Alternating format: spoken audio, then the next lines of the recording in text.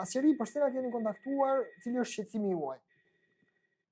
Atëherë shqetësimi im është të i fjalë zonja Leonora Mandri, ka marrë 4 fëmijët dhe është larguar nga Shqipëria me fjalë pa prokurën time. Kjo ka ardhur si pasojë me fjalë që mua më ka dëmtuar personalisht dhe familjen. Duke jam bullizuar në gjitha rrjetet sociale në Shqipëri. Se ju e dini pak a shumë, para një viti bëj një denoncim sigur e kam dhunuar bashkëshorten, po s'ka qenë e vërtet. Fjalë zonja dyshohet për fëmijët jashtë martese, sepse kur isha jashtë në Gjermani, po më shkruante në WhatsApp që më thotë 3 fëmijët nuk janë të tujt. Dhe prej sa kohësh i ka marrë fëmijët është larguar? Ju jeni ndarë apo jeni prapë bashkë?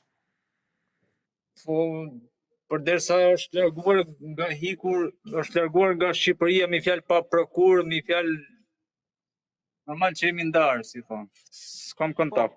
Tani, na shpjegoni pak situatën e kallëzimit. Do të thënë ajo ju kallëzoi juve para një viti për çfarë arsye? Po, kjo pjesa e kamrave ka qenë, sepse unë kam qenë emigrant, edhe babai ka qenë emigrant, edhe kjo pjesa e kamrave kamrat në përdhoma nuk kanë qenë funksion, vetëm kanë qenë vënë shumë si kamra, që në momentin që ikim largohemi nga shtëpia, gjithë me fjalë kamrat janë thjesht vetëm për sigurinë e familjes dhe asgjë tjetër, jo për të ruajtur bashkëshorten, Ajo ju ka akuzuar ju se i keni vendosur kamrat për ta ruajtur, pasi dyshonin se ju tradhtonte apo si? Po, për tradhti, po, unë kam kapur disa herë me të thënë drejtën nëpër mesazhe dhe ju jam drejtuar të familjarëve të saj, duke ja dërguar ato mesazhe se kështu fëmia jot ose vajza juaj nuk është në rrugën e duhur. I fjalë ato gjithmonë më kundërshtoshin mua me fjalë për fjalë që po thoshon.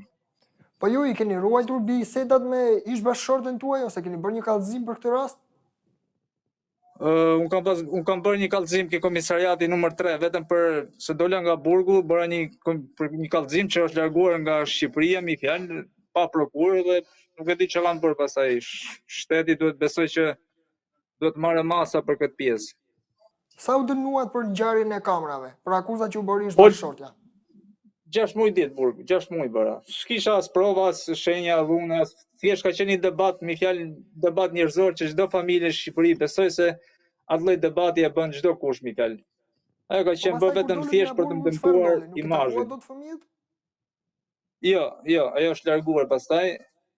Kështu që kërkoj nga shteti, nga policia e shtetit që të marrë masa kush i ka bërë ato kalimet atyre 4 fëmijëve dhe asaj zonje të dalin para ekranit. Kur keni folur për fundit me familjet tuaj?